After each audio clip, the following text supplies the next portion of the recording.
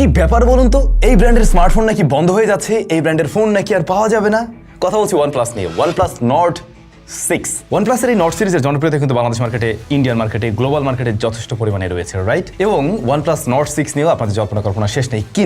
কিন্তু কথা হচ্ছে OnePlus নাকি বন্ধ হয়ে যাচ্ছে, তাহলে আবার এটা কি করে আসলো? হ্যাঁ, এটুকু তো শিওর যে বাংলাদেশ OnePlus তাদের কার্যক্রম সেগুলো অপারেশনস বন্ধ করছে, এটা সত্যি কথা। কিন্তু গ্লোবালি বা OnePlus আসলে ফোন তৈরি করছে কিনা, যদি OnePlus না তৈরি করে তাহলে এটা আসার কথা না। হ্যাঁ, OnePlus তাদের কার্যক্রম চালু রাখছে এবং আমরা বিভিন্ন রুমার শুনছিলাম, বাট ওটা পর্যন্তই। যতটুকু জানতে পারছি যে ওরা অফলাইন, এই এশিয়ার মধ্যে যে অফলাইন যে ওদের স্টোরগুলো রয়েছিল সেইগুলোর কার্যক্রম হয়তো বন্ধ করতে চলছে, বাট অনলাইনে ওদের সেলটা করবে, যেহেতু ওই জায়গাতে মার্কেটিং কস্ট বা সব মিলে কস্টটা মিনিমাইজ করা যায়। সে যাই হোক না কেন, OnePlus Nord 6 অলরেডি চলে আসছে, আমাদের হাতে অনেকদিন ধরে আছে।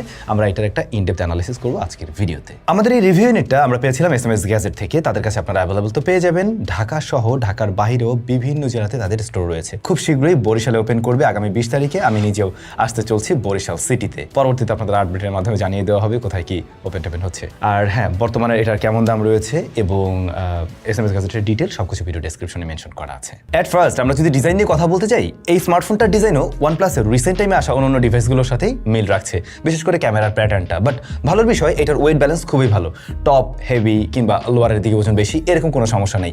এটা এক হাতে নিয়েও আপনি ওয়েট ব্যালেন্স ভালো হওয়ার কারণে বেটার ফিল করবেন। তবে বডি ফ্রেমটাতে প্লাস্টিক রয়েছে, যদিও হঠাৎ করে বিশেষ করে ব্ল্যাক কালার ভ্যারিয়েন্টে আপনার কাছে এটা মেটাল একটা ফিল দিতে পারে, কিন্তু এটা মেটাল মোটেই নয়, এটা বরং প্লাস্টিক। ফোনটা আমার হাত থেকে পড়ে গিয়ে রোডের উপরে পড়ে গিয়ে এই যে প্লাস্টিকের এই কর্নারের অংশগুলো কিছুটা হয়ে যায় আর কি। সো এটা প্লাস্টিকেই তৈরি। আর রিয়ার প্যানেলটাতে আমরা গ্লাস দেখতে পাই, যেটা ফ্রস্টেড। অ্যান্ড এটার যে ক্যামেরা মডিউলার জায়গাটা, এইটা আবার মেটাল দিচ্ছে, এই অংশটা আবার মেটালের। 3.5 মিলিমিটার হেডফোন জ্যাক ওরা এখানে দেয়নি, যদিও ফোনটা যথেষ্ট মোটাসোটাই রয়েছে। IP68 69K রেটিং রয়েছে, সুতরাং আপনি চাইলে পানিতে ভিজাতে পারেন। অনেকেই হয়তো বা দেখা যায় যে আন্ডার ওয়াটার ফটোগ্রাফি করেন। অনলাইন তথ্য অনুযায়ী মিলিটারি স্ট্যান্ডার্ড 18S এর সার্টিফিকেশন রয়েছে, বাট ওইটা আমরা আসলে ট্রাই করে দেখিনি, কোনো ধরনের প্রেশার দেওয়া হয়নি। অন্যদিকে স্মার্টফোনটা ডিসপ্লেতে চলে আসলে 6.78 ইঞ্চের আমরা একটা প্যানেল দেখবো। সো যথেষ্ট বড়সড় একটা প্যানেল, যেখানে আমরা দেখতে পাই চিন বেজেল সিমেট্রিক্যাল এবং মোটামুটি যথেষ্টই ন্যারো হিসেবে ধরে নেওয়া যায় এটাকে। আর এই ডিসপ্লের নিচেই কিন্তু রয়েছে ফিঙ্গারপ্রিন্ট স্ক্যানার, এটা অপটিক্যাল, একটু নিচের দিকে। একটা বিষয় হয়তো খেয়াল করছেন, অপটিক্যাল সেন্সরগুলো একটু নিচ দিকে থাকে, আল্ট্রাসনিকটা একটু উপরের দিকে থাকে। সো এই ফোনটা অনেক বড়সড় হওয়াতে হয় কি, নিচের দিকে একটু রিসার্চ করাটা একটু কষ্ট, বাট ইউজ টু হয়ে গেলে আর প্যারা হবে না, যথেষ্ট ফাস্ট অ্যান্ড একুরেট এটা। ডিসপ্লে প্যানেলটা অ্যামোলেড 1 বিলিয়ন কালার সাপোর্ট তো করে, 165 হার্টজ পর্যন্ত রিফ্রেশ রেট দিতে পারে এটা, এবং 3840 হার্টজ PWM ডিমিং রয়েছে। আর পিক ব্রাইটনেসের ক্ষেত্রে 3600 নিটস। তবে আপনি ইনডোর আউটডোর বোথ কন্ডিশনে এটা ব্যবহার করতে পারবেন, একদম ডিরেক্ট সানলাইটেও এটা চালানোর উপযোগী, যদিও বা ভিডিও টিডিও দেখার জন্য কিন্তু খুব একটা উপযোগী না সেক্ষেত্রে, কারণ এমনিতেই ডিসপ্লেতে রিফ্লেকশন থাকবে, সেটাই স্বাভাবিক। প্রোটেকশন করছে OnePlus ক্রিস্টাল গার্ড, আপনারা আলাদা একটা প্রোটেক্টর ব্যবহার করাই বরং বেটার। ওয়াইড ভাইন L1 এর সাপোর্ট আছে, ডিসপ্লেটা খুবই কালারফুল, ভাইব্রেন্ট কালার দেয়, দেখতে তো সুন্দর লাগে। টাচ রেসপন্স আসলেই ভালো, ইভেন গেমিং টাইমে টাচ রেসপন্স আরো বেটার আপনার কাছে ফিল দিবে। আর ব্রাইটনেসের ব্যাপার তো বললামই। সো সবকিছু মিলে ডিসপ্লের কোয়ালিটি আমার কাছে ঠিকঠাক লাগছে, বা এটা নিয়ে কমপ্লেন নেই। এই স্মার্টফোনটার কারেন্টলি যে প্রাইস 55K, সেই জায়গা থেকে ডিসপ্লে নিয়ে কমপ্লেন করার মতো আপনি সুযোগ আসলে পাবেন না ওভাবে। ফোনটা আপনারা পাবেন হচ্ছে 12 এবং 8GB র্যাম ভেরিয়েন্টে, সেই সাথে 256 অ্যান্ড 512GB তে পাওয়া যাবে। আর এটাতে SoC হিসাবে রয়েছে স্ন্যাপড্রাগন 8S Gen 4 এবং অ্যান্ড্রয়েড 16 রান করছে, ওদিকে OxygenOS 16। আমরা যতটুকু জানতে পারছি এই ফোনটাতে 4টা মেজর আপডেট পাওয়া যাবে অ্যান্ড্রয়েডের ক্ষেত্রে, এবং 6 বছরের সিকিউরিটি প্যাচ পাওয়া যাবে। UFS 4.1 হলো গিয়ে স্টোরেজ টাইপ। সো পারফরমেন্সের জায়গাটা 55,000 টাকার ফোন হিসাবে, বাকি বিষয়বস্তু ঠিক দেখছি। SoCর জায়গাটা একটু কমতেই বলবো আমি, কারণ স্ন্যাপড্রাগন 8 Gen 5 অলরেডি কিন্তু আমরা আরো বেশ কিছুটা কম দামে পাই। যেমন ধরুন, আমি গতকালকেই তো একটা ভিডিও দিয়েছিলাম ওই জিয়াটা IQ Z11 turbo, right?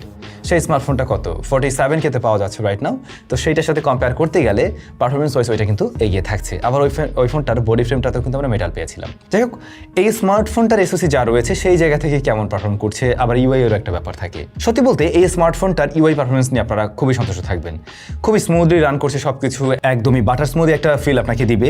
App open close time থেকে শুরু করে মাল্টিটাস্কিং মাল্টিটাস্কিংয়ে বিশেষ করে খুবই ভালো রেজাল্ট দিচ্ছে, যেহেতু ওদের র্যাম ম্যানেজমেন্টে অনেক বেশি ভালো করছে। ইভেন আপনি 8GB র্যাম নিয়েও আমার মনে হয় না অসন্তুষ্ট হবেন।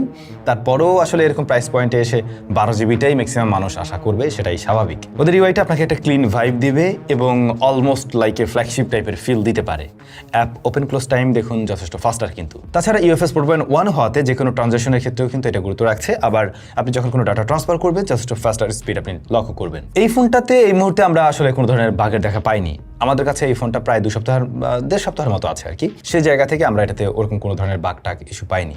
তাছাড়া ওভারহিট হওয়ার মতো কোনো প্রবলেম পাইনি। এই প্রসেসরটা স্মার্টফোনটির সাথে বেশ ভালোভাবে সিঙ্ক করতে পারছে এবং আমার মনে হয় স্ন্যাপড্রাগন 8s Gen 4 এর মানে পিক যে পারফরমেন্সটা সেটা ডেলিভার করতে পারছে। বিশেষ করে রেগুলার কাজবাজ যখন আপনি করছেন, অ্যাট এ টাইম অনেকগুলো অ্যাপ্লিকেশন নিয়েও ব্যবহার করছেন, ফোনটা আপনি হালকা ওয়ার্ম হতে দেখতে পারেন কিন্তু ওভারহিট হতে দেখবেন না বা পারফরমেন্স ড্রপ করার মতো কোনো ইস্যু ফেস করবেন না। তবে গেমিং করতে চাইলেও অনায়াসে এটা দিয়ে গেমিং করা যাবে। লাইক পাবজির ক্ষেত্রে আপনি 120 FPS-ও গেমিং করতে পারবেন এবং সেক্ষেত্রে অ্যাভারেজ ফ্রেম রেটের ক্ষেত্রে 118 এর মতো পাবেন। তবে হাইপার ফ্রেম রেট নামক একটা অপশন রয়েছে, ওইটা অন করে নিলে আপনি প্রায় 163.4 এরকম FPS পাবেন, যদিও ওইটা বুস্ট করে প্রেজেন্ট করে। রাইট, পাবজির ক্ষেত্রে তো ওটা পাওয়ার কথা না, বাট আপনি ওকে বুস্ট করেও দেখাবে, একটু আলট্রা স্মুথ ফিল আপনার কাছে আসতে পারে। কিন্তু এই টোটাল টাইমে ফোনটা খুব একটা হিট জেনারেট করেনি। আপনি যদি হাইপার ফ্রেম রেটে যান, মোটামুটি রুম টেম্পারেচারের ক্ষেত্রে 30 মিনিটস গেম প্লেতে এই স্মার্টফোনটা 38-39 কাছাকাছি আসে, যেটা আমার কাছে খুবই স্বাভাবিক লাগছে। অন্যদিকে যদি জাস্ট 120 FPS ওইভাবে নর্মাল মোডে খেলেন, তখন এই স্মার্টফোনটা কিন্তু আরও কিছুটা কম গরম হয়। আর আমরা ল্যাগ বা হিকেবার দেখাও পাইনি এখানে। আবার গেনশন ইম্প্যাক্টের ক্ষেত্রে স্মার্টফোনটার উপর একটু বেশি প্রেশার দিচ্ছে। 60 FPS আমরা ট্রাই করি। 60 FPS এর ক্ষেত্রে এটা আসলে 57.5 এরকম বলা যেতে পারে এভারেজ FPS, বাট স্মার্টফোনটা তখন কিছুটা বেশি হিট জেনারেট করছিল। 39 ডিগ্রি পর্যন্ত আসছে 30 মিনিটস গেম প্লেতে। কিন্তু আমার মনে হয় আপনি যদি বাইরে বা আউটডোরে বসে গেম প্লে করেন, সেটা হয়তো 40-41 ঘরে আসার পসিবিলিটি আছে, যেহেতু কারেন্টলি অনেক বেশি গরমের সিজন এবং গরমের সিজনের ফোনগুলোর পারফরমেন্স কিন্তু একটু ডিফারেন্ট হয়, এটা আপনারা জানেন। ইভেন আউটডোরেও আমরা এই ডিফারেন্সটা লক্ষ্য করি। আবার এটাতে যেহেতু বাইপাস চার্জিং টেকনোলজি সাপোর্ট করে, আপনি যদি বাইপাস কানেকশন ব্যবহার করে গেমিং করেন, সেক্ষেত্রে ফোনটা তুলনামূলকভাবে আরও কিছুটা বেশি গরম হয়। অন্যদিকে সিওডির ক্ষেত্রে 165 Hz কন্টিনিউসলি দিতে পারছিল বলা যায়, অ্যাভারেজে ওরকমই দাঁড়ায় এবং স্মার্টফোনটার সাথে খুবই অপটিমাইজড একটা রেজাল্ট দিতে পারছে। সো গেমিংয়ের জন্য চাইলে এটাকে চয়েস করা যেতে পারে, বাট একদম বেস্ট আমি বলবো না, কারণ অলরেডি আমরা আরও প্রায় 5-7 হাজার টাকা, 5-7 না, প্রায় অলমোস্ট 10,000 টাকা কমেই আমরা আইকিউর ওই ডিভাইসও পেয়ে যাচ্ছি, যেখানে আমরা আরও একটু বেটার পারফরমেন্স লক্ষ্য করি। সো আপনার যদি ডেডিকেটেডলি গেমিংয়ের জন্য একটা ফোন নেওয়ার ইচ্ছা থাকে, বাজেটও কিছুটা কম থাকে, তাহলে আপনি ওটাই দেখুন বরং। আর যদি মনে হয় না আমার আসলে একটা ব্যালেন্স পারফরমেন্স দরকার, বাট আমি সামটাইমস গেমিং করি, সেক্ষেত্রে কি আমার মনে হয় এই স্মার্টফোন আপনাকে অসন্তুষ্ট করবে না মোটেই। কিন্তু প্রাইস বিবেচনায় অবশ্যই OnePlus Nord 6 আরও বেটার SoC ডিজার্ভ করে, ইভেন আমরাও করি এত টাকা খরচ করতে গেলে। আচ্ছা, ক্যামেরাতে আসা যাক। স্পেক ওয়াইজ ক্যামেরা যদি দেখেন, তাহলে আপনার মনে হবে প্রিভিয়াস জেনারেশন থেকে এখানে আমাকে ঠকানো হচ্ছে। লাইক এখানে 50 মেগাপিক্সেলের মেইন শুটার রয়েছে, Sony LY-TS600, আর এদিকে 8 megapixel ultra wide and front facing camera 32। মনে আছে আগেরটায় 50 ছিল। সো ক্যামেরা সেকশনে এসে আপনার কাছে ইমপ্রুভমেন্ট তো মনে হবে না, বরং মনে হবে ডাউনগ্রেড, বাট প্রকৃতপক্ষে রেজাল্টে এসে ডিফারেন্ট কিছু দেখা যাচ্ছে। এসওসির ISP প্লাস প্রসেসিং সব কিছু মিলে আমরা আরও কিছুটা বেটার আউটপুট দেখতে পাচ্ছি। মানে মেইন যে ক্যামেরাটা, এটা ডিলাইটে বা প্রপার লাইটিং কন্ডিশনে যথেষ্ট ভালো পরিমাণ শার্পনেস, ডিটেল ধরে রাখতে পারছে। আপনি ইভেন জুম করলেও দেখবেন ডিটেলের পরিমাণ ভালো রয়েছে। হাইলাইটেড এরিয়াগুলোকে সুন্দর করে ব্যালেন্স করতে পারছে। হেভি এক্সপোজার এরিয়া কন্ট্রোলিং ভালো, প্লাস হচ্ছে গিয়ে এটাতে ওভার কন্ট্রাস্টি হওয়ার প্রবণতা নেই। কালারটা একটু টুইকটেড, একটু বুস্টেড, ভাইব্রেন্ট বলবো আমি, কিন্তু সেটাকে ওভার স্যাচুরেটেডের পর্যায়ে ফেলানো যায় না, দেখতে তো সুন্দর লাগছে। লো লাইটের দিকে কিছুটা সফট করে প্রেজেন্ট করে, কিন্তু ওভার কন্ট্রাস্টের মতো কোনো ইস্যু নেই। আর সুপার স্টেবল স্টেডি হাতে ধরতে হয় এমনটাও না, কিন্তু র্যান্ডমলি আপনি ক্লিক করলেও ভালো ছবি তুলতে পারবেন। আমার মনে হয় মেইন ক্যামেরার ছবি অনেকটাই কম্পারেবল, বাট আলট্রা ওয়াইডটাতে এসে আপনার কাছে মনে হবে একটু ডাউনগ্রেডেই, বা এই জায়গাটাতে আর একটু বেটার কিছু পাওয়া উচিত ছিল আপনার অবশ্যই। ইভেন আপনি টেলিফটোও ডিজার্ভ করেন এখানে, যে বিষয়ের কারণে ক্যামেরা ওভারঅল ক্যামেরা সেকশনকেই আমি এখানে বলবো যে এটা মানে এই প্রাইস সেগমেন্টের সাথে আসলে যাচ্ছে না। সো এটাকে ক্যামেরা সেটিক ডিভাইস হিসেবে বা ক্যামেরার জন্য বিবেচনা করে কেনাটা বোধহয় ঠিক হবে না। আলট্রা ওয়াইড আমরা যেটা দেখছি, ডিটেল তুলনামূলকভাবে বেশ কিছুটা কম এবং প্রপার লাইটিং কন্ডিশনে এটা ভালো আউটপুট দেয়, বাট অনেকটা অন্ধকার লাইটে এটা খুব একটা ভালো রেজাল্ট দিতে পারে না। পোর্ট্রেট মোডে দুটো ফোকাল লেন্থ পাবেন আপনারা, 1x অ্যান্ড 2x।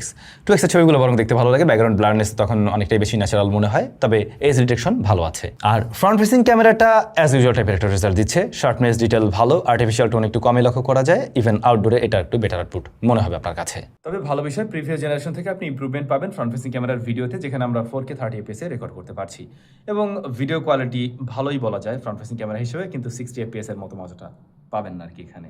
সাউন্ডটাও রেকর্ড হচ্ছিল এই স্মার্টফোনে। আপনাদের কাছে কেমন লাগলো সাউন্ড কমেন্ট করে জানাবেন। অন্যদিকে রিয়ারের যে ক্যামেরা সেখানে আমরা 4K 60 fps রেকর্ড করতে পারছি এবং ওইটার স্টেবিলিটিও বেশ ভালো মনে হবে আপনার কাছে। তাছাড়া ভিডিও স্মুথ, জিটারিং আমি পাইনি এখানে, তবে এক্সপোজার কন্ট্রোলিংয়ে কিছু ইস্যু আছে, হাইলাইট ব্যালেন্সিংয়ে একটু ইস্যু আছে, এছাড়া ওকে। আবারও বলছি, ক্যামেরা হিসেবে বিবেচনা করতে গেলে 55,000 টাকা বা এর আশেপাশে এই স্মার্টফোনটা অর্ধিত না। দেন আমরা যদি চলে আসি ব্যাটারিতে, হ্যাঁ এই জায়গাটা ভালো করছে, 7500 mAh ব্যাটারি রয়েছে এই ডিভাইসটাতে। তবে এই স্মার্টফোনটার দুটো ভ্যারিয়েন্ট হয়, ইন্ডিয়ান ভ্যারিয়েন্টে ব্যাটারি আরো বড়, সেক্ষেত্রে আপনারা 9000 পর্যন্ত পাবেন, 9000 mAh। আর 80 ওয়াটের চার্জিং সিস্টেম বক্সে রয়েছে। ইন্ডিয়ান ভ্যারিয়েন্টে আবার 27 ওয়াট রিভার্স চার্জিং টেকনোলজিও সাপোর্ট করে। ব্যাটারি ব্যাকআপ আপনি 7500 mAh দিয়ে ভালো পাবেন, অলমোস্ট 9 আওয়ার্সের মতো একটা এসওটি পাবেন বা এভারেজ ওরকম জায়গা থেকে থাকে। সো সেটা খারাপ না, আমরা যদি মানে ডেইলি লাইফের ইউজেস হিসেবে কম্পেয়ার করি দেন 1.5 দিন ইজিলি চালানো যায়। আর স্টেরিও স্পিকারটা ভালো করছে, সাউন্ড কোয়ালিটি ভালো, যথেষ্ট লাউড অ্যান্ড ক্লিয়ার, একদম ব্যালেন্স সাউন্ড না, 60-40 এভাবে বলা যেতে পারে, ক্লিয়ার সাউন্ড দিতে পারে। ওয়াইফাই 7 সাপোর্ট করছে, অনেকের বাসায় এখন ওয়াইফাই 7 রয়েছে, সেক্ষেত্রে আপনার কাজে লাগবে। অন্যদিকে এটাতে আবার eSIM সাপোর্টটা নাই, ওটা থাকলে বোধহয় ভালো হইতো, অনেকেরই হয়তো কাজে লাগতো। এ পাশে একটা বাটন রয়েছে যাকে বলা হচ্ছে পালস কি, যেটা দিয়ে আপনি স্ক্রিনে যা থাকবে সেটাকে মানে সেভ করে রাখতে পারেন, কিছুটা স্ক্রিনশটের মতো একটা ব্যাপার, বাট অনেকের ক্ষেত্রে কাজে লাগতে পারে। এছাড়াও আপনি আপনার মতো করে এটাকে কাস্টমাইজ করতে পারবেন, লাইক এটাকে যদি আমরা চেপে ধরি তাহলে দেখেন ফ্ল্যাশ লাইটটা জ্বলে উঠছে, বাট এটা আমি সেট করে নিয়েছি, কিন্তু আপনি চাইলে অন্য কিছু সেট করতে পারেন, লাইক সাইলেন্ট হয়ে যাবে বা অন্য কিছু। সো এইটা কাজে লাগবে। OnePlus আমরা অ্যালার্ট স্লাইডার দেখতাম, কিছুটা ওইটার মতো কাজে লাগানো যেতে পারে আর কি, অনেক সময় প্রয়োজন পড়ে। এখন OnePlus Nord 6, ও আরেকটা জিনিস তো বলা হয় নাই, হ্যাপটিক ফিডব্যাকটা ভালো করছে, তবে প্রিভিয়াস জেনারেশনের মতোই বলা যায়, ওখান থেকে যে ইমপ্রুভমেন্ট আসছে অনেকটা এমনটাও না। OnePlus Nord 6 মোটামুটি একটা ব্যালেন্সড ডিভাইস বলতে পারেন। দামটা যদি 50 নিচে হইতো তাহলে গিয়ে মোটামুটি একটা পারফেক্ট ডিল বলা যেত, কিন্তু দামটা আসলে এই মুহূর্তে একটু বেশিই মনে হচ্ছে, হয়তো সময়ের সাথে কিছুটা কমবে। এই স্মার্টফোনটা তারাই চয়েস করতে পারেন যাদের আসলে ইউআই এক্সপিরিয়েন্স বেটার দরকার, যাদের একটা স্মার্টফোন থেকে রেগুলার পারফরমেন্সটা যথেষ্ট ভালো হওয়া প্রয়োজন, মাঝে মাঝে আপনি গেমিং করবেন এবং একদম শুধুমাত্র গেমিংয়ের জন্যই ডেডিকেটেডলি কিনছেন না, তাদেরকে এটা অসন্তুষ্ট করবে না, এটুকু শিওর বলা যায়। মেন ক্যামেরার রেজাল্ট নিয়ে সন্তুষ্ট থাকবেন, ব্যাটারি ব্যাকআপ নিয়ে সন্তুষ্ট থাকবেন, সো তারা এই স্মার্টফোনটাকে দেখতে পারেন। কিন্তু যাদের মেইন টার্গেট আমি গেমিংই করবো, যাদের মেইন টার্গেট আমার ক্যামেরা হওয়া চাই অনেক বেশি ভালো, শুধুমাত্র ক্যামেরার জন্য আপনি যদি চয়েস করতে চান তাহলে এটা কিন্তু আপনার জন্য পারফেক্ট ডিল না। সো এখন আপনি নিজেই বুঝবেন আপনি আসলে কোন ধরনের ইউজার। ফোনটা আপনাদের কাছে কেমন লাগলো কমেন্ট করে জানাবেন। OnePlus-এর ফোন কারা অলরেডি ব্যবহার করছেন সেটাও কমেন্ট করে জানাতে পারেন। গ্রিন লাইনের একটা ব্যাপার থেকে যায়, রিসেন্টলি আমরা দেখছি ওরা ভালো করছে, গ্রিন লাইনের ঝামেলা থেকে অনেকটাই বেরিয়ে এসছে, তেমন কিছু দেখা যাচ্ছে না। সো দেখা যাক এটার অবস্থা কী হয়, এই আর কি। সবাই ভালো থাকবেন, সুস্থ থাকবেন, দেখা হচ্ছে নতুন ভিডিওতে।